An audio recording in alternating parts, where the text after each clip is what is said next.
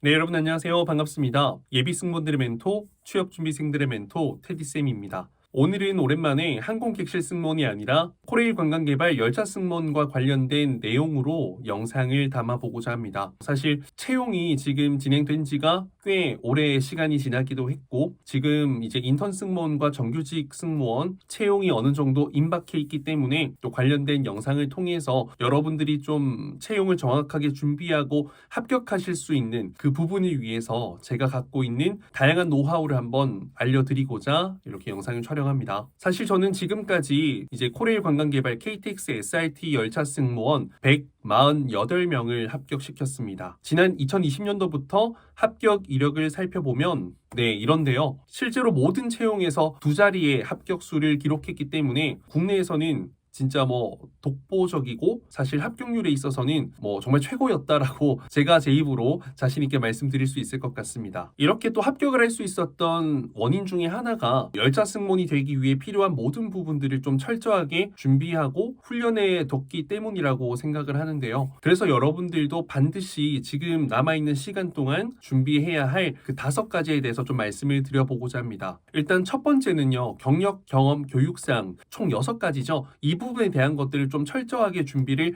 해두시길 당부드리고 싶습니다. 사실 제가 이제 코레일 관광개발 채용 자체가 블라인드이기 때문에 막 개별적인 나이, 영어 성적 이런 것들이 작용하진 않지만 경력, 경험, 교육상 이 6가지 항목을 통해서 여러분들의 스펙이 좌우된다라는 말씀을 드렸습니다. 일단 제가 이전에 계속 채용 때마다 합격자들에 대한 합격 스펙 데이터를 이제 공개를 했었습니다. 그렇기 때문에 제 많은 최종 합격 후기들 그리고 합격 스펙 데이터들 이제 분류된 영상이나 블로그 포스팅을 확인해 보시면 여러분들이 어떤 경력, 경험, 교육상으로 채워야 할지에 대한 감이 좀 오게 될 거예요. 이제 서류 평가에서는 크게 경력, 경험, 교육상 그리고 자기소개서 5항목, 직무수행 계획서 그리고 추가적으로 적용되는 가산점들 이렇게 포함이 되는데 일단 경력, 경험, 교육상은 기본적으로 깔고 가는 것이기 때문에 되도록 6가지를 다 채울 수 있는 것이 좋습니다. 그리고 일단 경력에서 가장 중요한 건 서류 증빙이 가능해야 된다라는 겁니다. 코레일 관광개발 채용 홈페이지 보면요. 항상 채용 공고가 떴을 때 정확하게 서류 충족 기준이 나옵니다. 이 기준을 토대로 서류가 발급 가능하다면 이제 경력사항에 문제가 없는 것이고요. 하나라도 부족하게 되었을 땐 서류에서 감점이 되어서요. 해당 경력 작성한 것은 0점 처리가 될 수 있긴 합니다. 하지만 전체 점수가 0점이 되는 것은 아니기 때문에 해당 경력사항을 인정받지 못하게 되었다고 해서 무조건 탈락하는 것은 아니고요. 그 점수가 감점이 되었지만 면접이나 다른 부분에서 점수를 좋게 받았다면 또 최종 합격을 하는 데는 문제가 안 되는 경우도 있습니다. 하지만 최근에는 이 서류가 정확하게 이제 증명이 되지 않아서 최종 탈락을 했던 친구 사례도 나왔습니다. 그렇기 때문에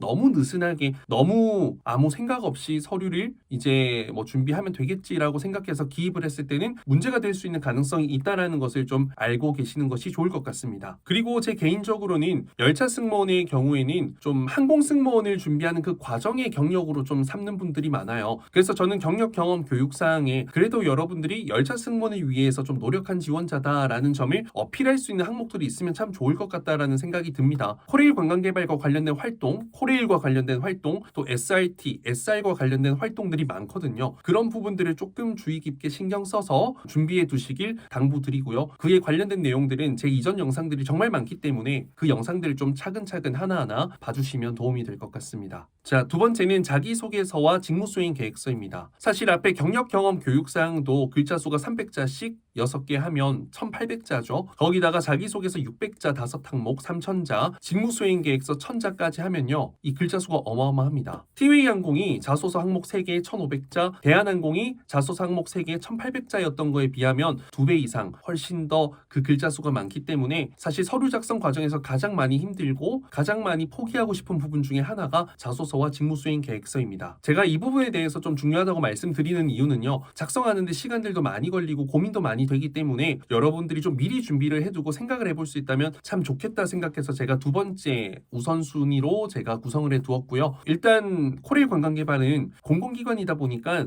아무래도 좀 자소서 항목이 자주 바뀌는 편은 아닌 것 같아요. 지금까지 바뀐 적이 한두 번 정도 있었는데 결국에는 사실 같은 질문이었고 거의 비슷한 걸 물어보는 경우가 대부분이었기 때문에 질문에 어떤 표면적인 어떤 글이 달라졌을 뿐이지 원하는 내용, NCS 직무 역량적인 부분에서 필요로 하는 부분이 달라지진 않았다라는 것을 아실 수 있습니다. 이 또한 제가 모든 채용에서 단 한 번도 빠짐없이 자소서 항목 분석과 이런 부분들을 완벽하게 해두었기 때문에 직전, 정규직, 인턴, 작년 계약직 등등등등 모든 채용의 변천사들 그 과정들을 팔로우업 하신다면 분명히 여러분들 자기소개서 항목 작성에 도움이 될 거고요. 미리 어느 정도 소재 선정하고 글을 대략적으로라도 작성해 본다면 실제 채용이 떴을 때 진짜 부담감이 많이 줄어들 겁니다. 그래서 설령 항목이 바뀌더라도 아까 말씀드린 것처럼 질문이 거의 비슷한 경우가 많기 때문에 첫 문장과 끝 문장에만 변화를 주고요. 안의 내용 알맹이는 그대로 가져가도 크게 문제 안 되는 경우가 많습니다. 사실 제가 이제 블로그에 보면 해당 영상 리스트들을 쫙 정리해 뒀거든요. 정말 제가 상세히 정말 실제 유료 강의급으로 영상을 만들었고 그 영상을 보고 합격한 분들도 정말 많기 때문에 저는 꼭 한번 여러분들이 이 영상들 보면서 미리 준비하시길 추천드린다라는 말씀을 드리고 싶습니다. 그리고 실제로 지금 아직 채용이 뜨지 않았는데도 자소서 첨삭 문의하는 분들이 많아요. 미리 작성해 보고 싶다고. 저도 그런 분들이 결코 미련한 것이 아니라 굉장히 현명하고 똑똑한 사람들이다라고 생각을 하고 있으니 여러분들도 굳이 첨삭 도움을 받지는 않더라도 여러분들이 스스로 좀 작성을 해보는 것이 필요하다라는 점을 말씀드리고 싶습니다. 자, 그리고 이제 세 번째가 NCS 면접입니다. 사실 이 부분이 가장 큰 고민이고 가장 중요하고 가장 어려운 부분이기도 할 거예요. 이제 코레일 관광개발 열차 승무원인 면접이 딱 한 번만에 모든 것이 결정되기 때문에 사실 꽤 서류 합격을 했을 때 최종 합격으로 이어질 확률이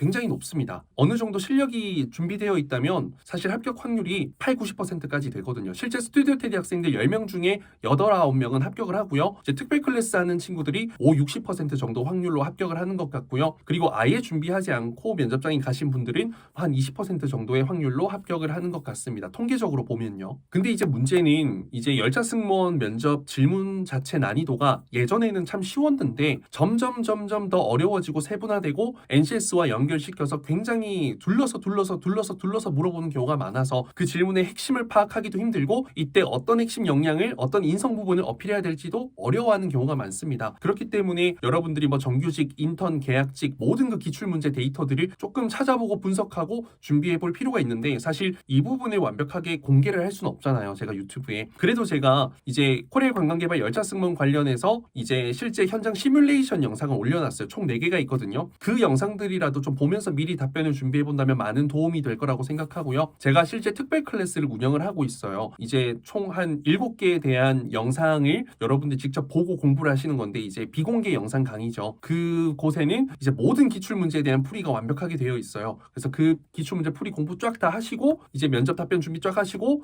서류 합격했을 때 이제 저와 함께 현장에서 클래스도 진행을 합니다. 서류 합격자들에 한해서 그때 이제 보통 준비된 답변으로 제가 코칭해드리고 하면 거의 합격을 할 확률이 기하급수적으로 높아지죠. 그래서 특별 클래스는 지금 제 정규 과정은 9월 달이 돼야 들을 수 있거든요. 그래서 너무 멀리 대기를 해야 되기 때문에 제 정규 과정 수업 신청은 미리 해두시되 특별 클래스를 좀 신청해서 들으신다면 여러분들이 또 갑작스럽게 상반기 채용이 떴을 때 좀 수월하게 합격하는데 도움이 될 수 있다라는 것을 자신 있게 말씀드리겠습니다. 그리고 결국에는 이제 코레일 관광개발도 똑똑해졌기 때문에 면접에 대한 어떤 시선이 높아졌어요. 그래서 대충 준비해서 그냥 면접 보러 온 사람과 코레일 관광개발을 위해서 노력한 사람의 차이가 명확하기 때문에 이 부분들을 여러분들이 합격 전략으로 활용해 보시는 것을 적극 추천드립니다. 자, 그리고 네 번째는 안내방송입니다. 이제 코로나 사태 이후에 이제 면접에서 바뀌게 되었는데 기존에는 토론 면접으로 진행이 되었죠. 그래서 안내방송이 왜 진행될까라고 생각했을 땐 글을 예쁘게 잘 읽는 사람을 원하는 것은 아니고요. 여러분들의 어떤